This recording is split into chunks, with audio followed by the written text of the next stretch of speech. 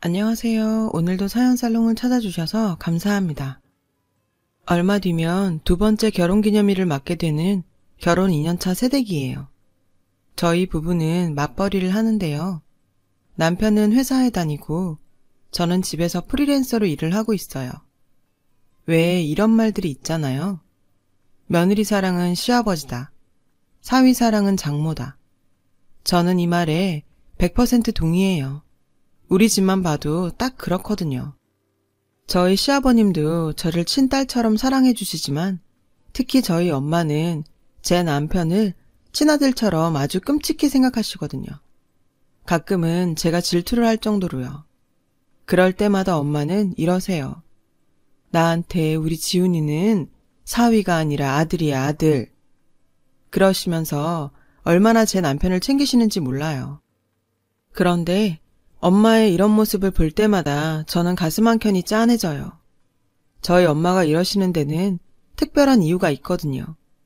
지금부터 그 이야기를 하려고 해요. 저는 어린 시절만 생각하면 아직도 악몽을 꿀 정도로 힘든 시절을 보냈어요. 저희 가족은 원래 4명이었어요. 엄마와 아빠, 그리고 제 위로 오빠가 하나 있었죠. 엄마는 20대 초반에 아빠와 결혼을 하셨고 바로 오빠를 낳으셨어요. 엄마가 아빠와 결혼한 데에는 이유가 있었어요. 바로 돈 때문이었죠. 엄마 친정이 너무 가난했거든요. 부모님의 결혼은 외할아버지 지인분이 다리를 놓아주셔서 가능했어요. 집안이 녹록하긴 한데 아들내미가 망나니라 어디 데려갈 사람이 없는 모양이야. 그래도 돈 있는 집이라 거기로 시집가면 돈고생은 안 할 걸세. 딸한테 망나니 남편을 맺어주는 게 걸리긴 했지만 돈 걱정 안 하고 살 거란 말에 외할아버지는 혼사를 진행했어요. 엄마는 그렇게 팔려가듯 결혼하게 됐죠. 아빠는 소문 그대로 망나니였어요. 술을 물 마시듯 하고 돈도 펑펑 써댔죠.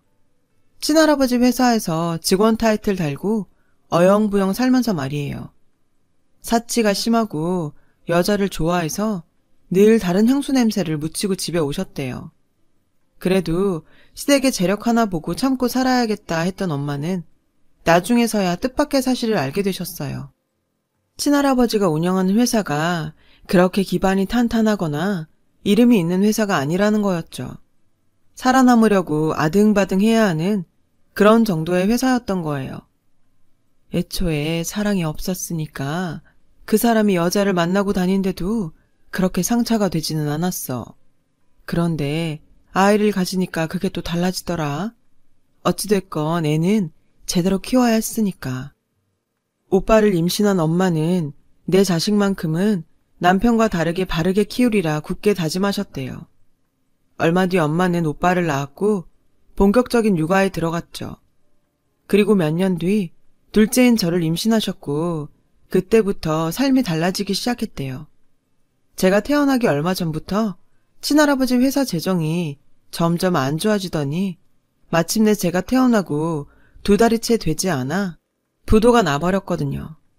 친할아버지는 빚쟁이한테 쫓겨 자취를 감추셨고 저희 가족도 숨듯이 이사를 가야 했어요. 습하고 냄새 가득한 반지하 방으로요. 어린 오빠와 태어난 지 얼마 안 된 저를 키우기에는 힘든 환경이었죠. 그래도 엄마는 포기하지 않고 저희 남매를 키우느라 고생을 많이 하셨어요. 하지만 아빠는 전혀 도와주지 않았어요. 돈도 못 벌고 상황은 힘든데도 술은 전보다 더 많이 마셨어요. 엄마는 그런 아빠가 당연히 못마땅했죠. 제발 무슨 일이든 좀 해봐요. 우리 애들 굶겨 죽일 작정이에요. 참다 못한 엄마의 호소에 돌아온 건 아빠의 손찌검 뿐이었어요.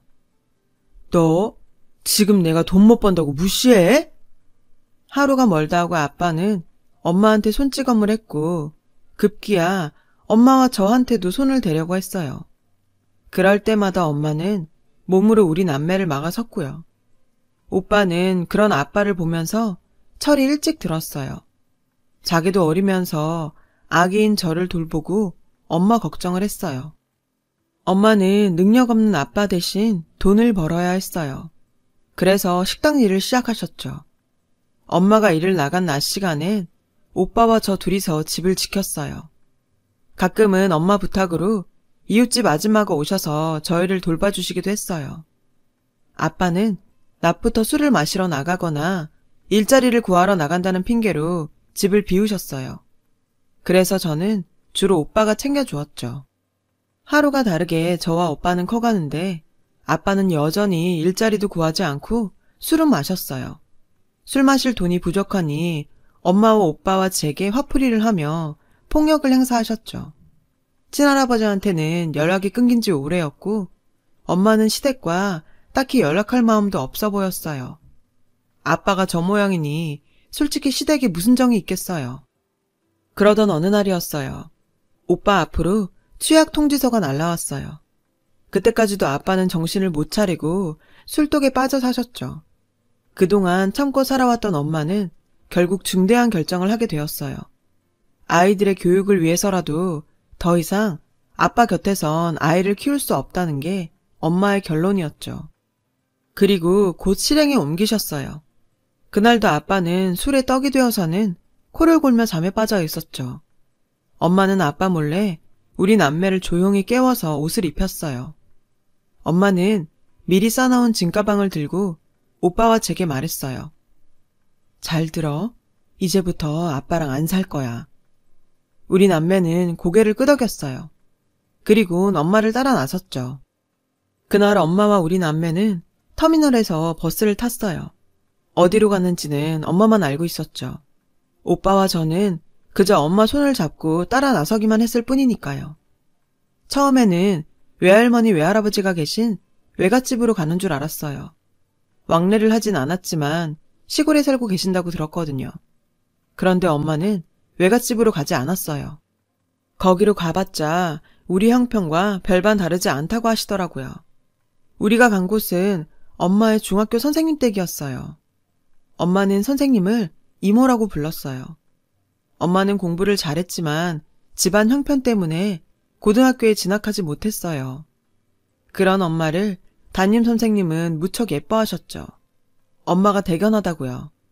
집에 불러 맛있는 것도 해주시고 엄마가 학교를 그만둘 때 눈물을 보이시면서 이러셨대요. 이제부터 선생님 말고 이모라고 불러. 이제부터 내가 이모가 돼줄게. 힘들면 언제든지 찾아와. 그 말 한마디를 믿고 엄마는 우리 남매를 데리고 선생님 댁으로 간 거예요. 막상 우리 남매를 데리고 가긴 했지만 엄마도 걱정이 됐는지 문 앞에서 망설이다 배를 눌렀어요. 이모, 이렇게 염치 없이 찾아와서 죄송해요. 아이들 때문에 어쩔 수 없었어요. 큰아들이 이제 초등학교에 들어가는데 애아빠 옆에 도저히 내버려 둘 수가 없었어요. 엄마는 울먹이며 말했어요. 선생님 역시 엄마를 보곤 울먹이셨어요. 너처럼 똑똑하고 착한 애가 그깟 돈이 뭐라고 그런 집에 시집을 가선 이런 신세가 된 거니? 속상해서 정말. 두 분은 한참을 그렇게 우셨어요. 어느 정도 감정이 정리되자 선생님은 앞으로 우리가 살 방법을 생각해 보자고 하셨죠. 일단 살 집부터 구해야겠다고 하시며 건물을 가지고 있는 사촌동생한테 혹시 남는 방이 있는지 알아보겠다고 하셨어요. 다행히 선생님 덕분에 우리는 방 2칸에 화장실과 주방이 딸린 집을 구할 수 있었고 며칠 뒤 바로 이사를 했어요. 엄마는 상가 청소와 건물 관리를 맡게 되었어요. 그와 별개로 엄마는 마트 판매원 일까지 구하셨죠. 우리 남매는 마냥 행복했어요. 아빠의 그늘로부터 벗어날 수 있었으니까요. 3월이 되고 오빠는 그 지역 초등학교에 입학을 했어요. 오빠가 학교에 가 있는 동안 전 혼자서 집에서 놀아야 했지만 엄마가 근처에서 일하고 있어서 안심할 수가 있었죠. 그렇게 우리 식구는 4명에서 3명으로 줄었지만 오히려 행복감은 곱절로 는 것 같았어요. 적어도 그 집에서는 우리 3 식구가 걱정 없이 살 수 있었으니까요. 가난했지만 행복한 순간이었죠. 선생님께서는 음식도 가져다 주시고 엄마가 바쁠 땐 저희를 돌봐주셨어요. 제가 초등학교에 입학을 하고부터는 엄마는 더 많은 시간을 일을 할 수가 있어서 수입도 더 늘었고요. 오빠는 하루하루 더 어른스러워졌고 엄마를 닮아 그런가 공부도 잘했어요. 초등학교 6년 내내 모범생이었죠. 저도 오빠를 보고 자극을 받아서 공부를 열심히 했고요. 오빠는 중학교에 진학하고 나서부터 진로 고민을 했어요. 돈을 벌고 싶다고 하더라고요. 그래서 대학에 갈 생각이 없다고 했죠. 하지만 엄마는 생각이 달랐어요. 네가 정말 엄마를 생각한다면 당장 돈 벌 생각을 할 게 아니라 내 미래를 위해서 대학에 진학하는 게 맞아. 돈은 대학 졸업하고 벌어도 되잖니. 하지만 오빠의 의지는 확고했어요. 그 문제로 한동안 엄마와 오빠는 의견 충돌이 잦았고 중간에서 저는 이러지도 저러지도 못했죠. 솔직히 저도 오빠가 대학에 들어가기를 바랬어요. 오빠는 공부를 정말 잘했고 충분히 좋은 대학에 갈 수 있을 것 같았거든요. 내가 보기에도 아까웠는데 엄마는 오죽했겠어요. 하지만 오빠는 끝내 고집을 피웠죠. 엄마, 대학은 늦게라도 갈 수 있어. 돈부터 벌고 생활이 좀 안정되면 그때 다시 공부할게. 지금 이 상태에서 대학에 들어간다면 난 공부에 신경 쓸 수가 없을 것 같다고. 엄마가 하루 종일 일하면서 번 돈으로 어떻게 등록금을 내고 용돈을 써? 게다가 예원이 시집도 보내야지. 엄마도 이젠 고생 좀 그만하고, 응? 그러니 제발 대학 가란 소린 하지 마. 확고하게 결심을 굳힌 오빠의 모습에 엄마는 속상했지만 결국 오빠의 뜻을 따르기로 했어요.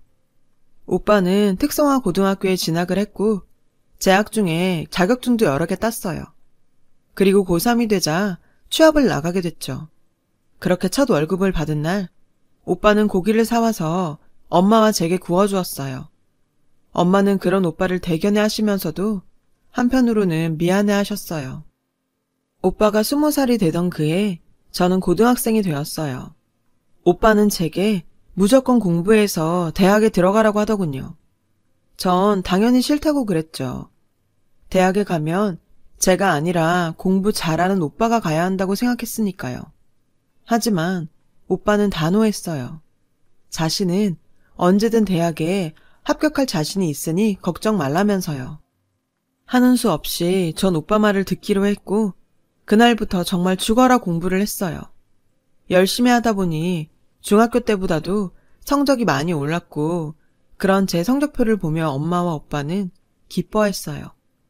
그렇게 우리 가족은 하루하루 각자의 위치에서 열심히 살아갔어요. 하지만 얼마 뒤 우리 가족에게는 생각지도 못한 슬픔이 닥쳤어요. 바로 오빠의 죽음이었죠. 그날은 원래 휴무날이었지만 오빠는 전날 하던 일을 마무리한다며 늦은 출근을 했고 회사 근처 도로에서 음주운전 차량에 치이고 말았죠. 당시 가해자는 만취 상태였어요. 엄마와 제가 응급실에 도착했을 때 오빠는 심폐소생술을 받고 있었어요.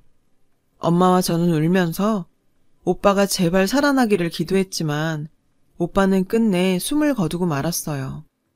의사가 사망 선고를 내리는데도 저는 오빠가 죽었다는 사실을 받아들일 수 없었어요. 불과 몇 시간 전까지만 해도 공부 열심히 하라며 제 머리를 쓰다듬어 주던 오빠였으니까요. 그런데 어떻게 이렇게 쉽게 세상을 떠날 수가 있는 거죠? 그 순간 엄마가 바닥에 주저앉아 오열하기 시작했어요. 애를 끓는 듯한 소리를 내며 울부짖었죠. 그제야 저도 정신이 들더라고요. 그리곤 오빠의 죽음을 받아들이게 됐죠. 그러자 오빠를 죽인 가해자가 죽도록 미웠어요. 할 수만 있다면 그 인간과 오빠의 목숨을 바꾸고 싶었죠. 그런데 그때 슬픔에 잠겨있는 엄마와 제 곁으로 병원 관계자가 다가왔어요. 어렵게 입을 떼며 말하더군요. 혹시 아드님의 장기를 기증하실 의향이 있으신가요? 엄마와 저는 멍하게 직원을 바라봤어요. 직원 말에 따르면 병원에 장기 기증을 기다리는 사람들이 있는데 오빠의 장기가 다른 이들의 생명을 살릴 수 있다고 하더라고요. 엄마는 잠시 망설이셨어요. 비록 오빠가 죽었다지만 그 장기를 빼낸다는 게 꺼림칙하셨던 것 같아요. 엄마가 망설이자 직원이 나직한 목소리로 말을 이어갔어요. 아드님은 그 누구보다도 의미 있는 일을 하게 되는 거라고요. 그 말을 들은 엄마는 결심이 선 듯 직원을 바라보시더니 동의서에 사인을 하겠다고 하셨어요. 그렇게 오빠는 여러 사람에게 새 생명을 주고 하늘로 떠났어요. 엄마와 저는 한동안 슬픔에 빠져 지내야 했죠. 오빠의 빈자리는 생각보다 컸고 이 슬픔은 사라지지 않을 것 같았어요.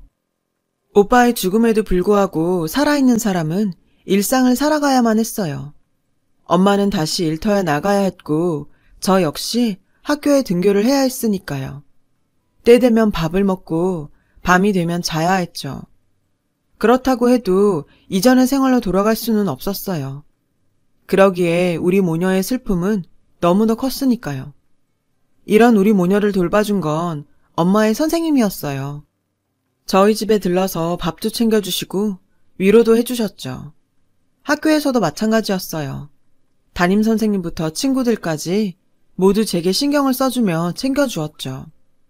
오빠의 49제가 지나고 엄마와 함께 오빠의 옷가지와 짐들을 정리했어요. 그리고 오빠의 통장을 발견하게 되었죠. 오빠가 일을 시작하면서부터 모은 돈 전부가 들어있었어요. 그리고 통장 겉면에는 포스트잇이 한 장 붙어 있었죠. 사랑하는 엄마, 착한 내 동생 예원이, 우리 가족 모두 행복하자. 라고 적혀 있더군요. 엄마와 저는 그 통장을 보며 또 한참을 울었어요. 오빠가 없는데 이딴 돈이 다 무슨 소용인가 싶었죠. 왜 하필 우리 오빠한테 이런 일이 생긴 건지 하늘이 원망스러웠어요. 예원아, 우리 네 오빠 말대로 행복해지자. 그래야 네 오빠도 하늘나라에서 우리를 내려다보며 행복할 수 있지 않겠니? 네 오빠가 그렇게 원하는데 오빠를 위해서라도 우리 행복해져야 해. 엄마는 제 손을 꼭 잡고는 애써 미소를 지어 보이셨어요. 그런 엄마를 보며 저 역시 미소를 지어 보였죠. 그리고 오빠 몫까지 열심히 살아서 엄마를 행복하게 해주겠다 다짐했죠. 이후 엄마와 저는 마치 예전 일상으로 돌아간 것처럼 씩씩하게 생활을 해나갔어요. 그렇게 열심히 살아낸 덕에 전 대학교에 들어가게 되었죠. 그 무렵 가해자 측으로부터 합의금과 보험금을 받을 수 있었어요. 솔직히 오빠의 목숨과 바꾼 돈이었기에 손도 대기 싫었어요. 하지만 엄마는 저와는 생각이 달랐어요. 그 돈을 제 대학 등록금으로 쓰자고 했죠. 오빠가 입버릇처럼 했던 말처럼 오빠가 절 대학에 보내주는 걸로 생각하자고요. 오빠도 그러길 바랄 거라고요. 결국 저는 엄마 뜻을 따르기로 했어요. 대학을 다니는 내내 저는 성적 장학금을 탔어요. 대학 중에 관련 직종 자격증도 여러 개를 땄고요. 오빠의 목숨과 바꾼 돈으로 학교를 다니는 만큼 할 수 있는 한 최선을 다하고 싶었거든요. 그 덕분에 저는 졸업도 하기 전에 취업에 성공할 수 있었어요. 그리고 졸업식 날 엄마와 함께 학사모를 쓰고 찍은 사진을 들고 오빠 낙골당에 가지고 갔어요. 오빠 덕분에 대학도 졸업할 수 있었고 좋은 회사에 취직도 할 수 있었다고 고맙다고 했어요. 그리고는 그 사진을 오빠 유골함 옆에 놓아두었어요. 하늘에서도 오빠가 잘 볼 수 있도록요. 입사 후 한동안은 업무에 적응하느라 정신이 없었어요. 그래도 시간이 지나니 일도 손에 붙고 직장 동료들과도 많이 친해져서 직장 생활도 즐기며 하게 되었죠. 그리고 얼마 뒤 연애도 하게 되었어요. 바로 지금의 남편이죠. 남편은 저보다 6살 연상으로 직장 선배의 친구예요. 지금은 비록 친구라고 하기도 뭐한 사이가 됐지만요. 왜냐면 지금은 서로 앙숙이 됐거든요. 그 선배는 신입 여직원들에게 추근되는 걸로 유명했어요. 저도 피해자 중 하나였고요. 지금 생각해도 치가 떨리는 놈이에요. 그 선배는 퇴근 시간에 건물 밖에서 치근덕댔어요. 오늘 시간 어때? 둘이 술이나 한잔 할까? 저는 신입이라 싫다고 하기도 곤란한 상황이었죠. 그런데 그때 마침 남편이 나타났죠. 야, 너 아직도 이러고 사냐? 나이가 몇인데 여직원들한테 주접이야. 너 이러는 거 네 여자친구는 아냐? 남편은 짜증스럽게 말했죠. 그리고는 제 손목을 잡고 있던 선배의 팔을 떼어 놓았어요. 선배는 똥 씹은 표정이 되었죠. 이분은 내가 정류장까지 모셔다 드릴게. 넌 네 여자친구한테나 가봐라. 그날 남편은 절 혼자 보내기 불안했대요. 선배가 따라 붙을까 봐요. 버스 정류장까지 남편의 에스코트를 받은 저는 몇 번이나 고맙다고 인사를 했어요. 뭐가요? 저놈은 동창들도 다 싫어해요. 동기라서 대화에 끼워주는 거지. 그나저나 앞으로 저놈 조심하세요.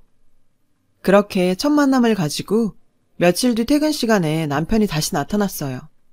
나중에 들으니 첫 만남에 호감이 생겨 저와 잘해보고 싶은 마음이 있었대요. 그러면서 말로는 선배가 또 수작을 부릴까봐 감시하러 왔다고 하더군요. 그런 남편한테 저 역시 호감이 생겼죠. 제게 추근댔던 선배는 얼마 뒤 사내 성희롱으로 고발당해서 해고가 됐고 그 무렵 저는 남편한테 고백을 받았어요. 저 역시 마음이 있던 터라 우리는 그날을 시작으로 사귀게 되었죠. 사귀고 반년 후에 저는 제 가정사와 오빠에 대해 남편한테 말했어요. 남편은 저와 사귀는 동안 종종 저희 집에 찾아와 저희 엄마한테 아들처럼 살갑게 굴었어요. 엄마는 마치 오빠가 살아 돌아온 것 같다며 남편을 유독 예뻐하셨죠. 그러면서 문득문득 눈시울을 붉히기도 하셨고요. 저 역시 엄마한테 잘하는 남편을 보며 더더욱 믿음이 갔죠. 그 후 1년 뒤 결혼 얘기가 나왔어요. 남편은 앞으로 누구도 저처럼 사랑할 자신이 없다며 장모님도 친어머니처럼 모실 테니 결혼해달라며 청혼을 했고 저는 기쁘게 청혼을 받아들였어요. 양가 부모님을 찾아뵙고 결혼 승낙을 받은 우리는 얼마 뒤 상견례 날짜를 잡게 되었어요. 그런데 상견례를 일주일 앞두고 남편이 갑자기 상견례를 미루자고 하지 뭐예요. 처음엔 사정이 있어 그런가 보다 했는데 미룬 날짜가 다가오니 또 다시 미루자고 하더라고요. 그렇게 3번이나 날짜를 미루자 저도 더는 못 참겠더라고요. 그래서 이럴 거면 그만두자고 해버렸죠. 미안해. 정말 중요한 일을 아직 해결 못해서 그래. 절대 다른 맘 있는 거 아니니까 믿고 기다려주라. 응? 남편의 얼굴을 보니 거짓말은 아닌 것 같아서 전 다시 믿고 기다리기로 했어요. 하지만 중요한 일이 뭔지는 알고 싶었죠. 그래서 몇 번이나 물어봤는데 번번이 기다려달라는 말뿐 무슨 일 때문인지는 말해주지 않았어요. 할 수 없이 전 잠자코 기다려야 했죠. 그렇게 2달 정도가 흘렀고 엄마는 상견례 안 하냐고 성하셨어요. 저는 그때마다 핑계로 무마해야 했죠. 그러던 어느 날이었어요. 남편이 상견례 날을 잡자고 하더라고요. 그렇게 우리는 어렵게 상견례를 하게 되었어요. 상견례 당일 엄마는 많이 긴장하셨어요. 남편과 빨리 결혼했으면 하셔서 상견례도 기다리셨는데 막상 닥치니 아무래도 엄마와 저 단 둘이 나가는 게 마음에 걸리셨던 모양이었죠. 저는 그런 엄마를 달래서 상견례 장소인 한정식집으로 향했어요. 엄마와 저는 잔뜩 긴장한 얼굴로 룸으로 들어갔어요. 남편과 시댁 식구들이 먼저 와 있더군요. 저희는 늦어서 죄송하다고 인사를 하고 자리에 앉으려는데 글쎄 남편이 저희 엄마한테 큰 절을 올리지 뭐예요. 엄마는 당황하시며 이러지 말라고 남편을 일으켜 세우라고 하셨어요. 그런데 그 순간 시부모님과 시동생까지 다가와 저희 엄마한테 고개 숙여 인사를 하더라고요. 도대체 무슨 일인가 싶었죠. 오빠, 왜 그래? 지금 뭐 하는 거야? 어머님, 아버님 왜 이러세요? 제가 당황해서 허둥지둥 하는데 그때 남편이 고개를 들었어요. 남편의 얼굴은 눈물 범벅이었죠. 어머니, 늦게 알아서 죄송합니다. 정말 죄송해요. 영문도 모르고 사과를 받으신 엄마는 당황한 표정으로 도대체 무슨 소리를 하는 거냐고 남편한테 물었어요. 그러자 시어머니께서 다가와 저희 엄마 손을 꼭 잡으시더니 그러시는 거예요. 사부인, 얼마나 마음이 아프셨어요. 부모된 입장에서 쉽지 않은 결정이셨을 텐데 저희는 죄송스럽고 감사한 마음뿐이에요. 정말 큰 신세를 졌습니다. 시어머니는 울먹이며 말씀하셨어요. 그때까지만 해도 엄마와 저는 이게 무슨 소린가 싶었어요. 그런데 남편이 다가와 저희 엄마 손을 자기 가슴에 대며 하는 얘기를 듣고 그제야 전말을 알게 되었죠. 어머님, 들리세요? 아드님 심장이 뛰는 소리가요. 어머님께서 장기 기증을 해주신 덕분에 제가 살 수 있었습니다. 형님 덕분에 이렇게 예원이를 만날 수 있었고 어머님 사위가 될 수 있었어요. 순간 엄마는 다리에 힘이 풀렸는지 휘청하셨어요. 그리고는 눈물을 흘리시며 남편을 끌어안으셨어요. 한참이나 남편을 끌어안은 채 눈물을 흘리시며 남편의 등을 쓸어주셨죠. 생각지도 못했던 상황에 저는 아무 말도 할 수 없었어요. 그저 눈물만 흘릴 뿐이었죠. 오빠의 심장을 이식받은 남자를 만나 사랑에 빠지게 될 줄 누가 알았겠어요. 저희 엄마가 어느 정도 진정이 되자 아버님이 상황을 설명해 주셨어요. 얘가 어릴 때부터 심장이 안 좋았는데 20대 초반 무렵에 이식수술 외에는 방법이 없는 상황까지 갔었습니다. 대기자 명단에 올려놓기는 했지만 심장은 기증자가 쉽게 나오지 않는 터라 저는 그때 몇 자리까지 알아봤었지요. 그런데 아드님이 심장을 기증해 주시는 바람에 저희 아들이 살 수 있었습니다. 남편은 결혼에 앞서 심장을 기증해준 장기 기증자 유가족을 만나 감사 인사를 드리려고 센터를 찾아갔지만 기증자 유가족의 정보를 알려줄 수는 없다는 답변을 들었대요. 몇 번이나 찾아가 사정을 했음에도 거절을 당하자 결국 업체를 통해 수소문할 수밖에 없었고 그마저도 번번이 유가족을 찾는데 실패해 상견례를 미룰 수밖에 없었다고 했어요. 그러다 얼마 전 업체로부터 장기 기증자 유가족을 찾았다는 연락을 받았고 이름과 주소지를 보고는 자신에게 심장을 기증해준 사람이 제 오빠라는 사실을 알고 놀랐다더군요. 남편한테 그 사실을 전해들은 시부모님도 놀라기는 마찬가지였대요. 정말 하늘이 정해준 인연이 아니고서는 어떻게 이런 일이 있을 수 있냐고 하셨다네요. 사부인, 이 모든 게 하늘에서 아드님이 두 사람을 이어준 덕분 아니겠어요? 그러지 않고서야 어떻게 이런 일이 있습니까? 그래서 말입니다만 따님 걱정은 하지 마십시오. 예원이는 저희가 친딸처럼 마음을 다해 잘 돌보겠습니다. 저희 엄마 역시 제 남편을 사위가 아닌 아들처럼 아끼며 보살피겠다고 하셨죠. 그렇게 우리 부부는 양가의 아들과 딸이 되어 결혼식을 올릴 수 있었어요. 저는 요즘도 가끔 남편의 심장 위로 손을 올려보곤 해요. 눈을 감고 심장 소리를 들으면 꼭 오빠가 내 곁에 있는 것 같거든요. 저는 우리 두 사람을 이어준 오빠를 생각해서라도 평생 남편을 아끼고 사랑하며 살아갈 생각이에요. 오빠가 제 옆에서 늘 저를 지켜보고 있다고 믿으면서요. 어떤 인연을 언제 만날지 모르는 이 세상에서 제 사연을 들어주신 분들과도 좋은 인연이라고 믿습니다. 그래서 여러분 모두 정말 행복하셨으면 해요. 감사합니다. 여러분, 사연 댓글에 응원과 현명한 조언 부탁드려요. 좋아요와 구독은 저에게 큰 힘이 됩니다. 오늘도 좋은 일 가득하세요.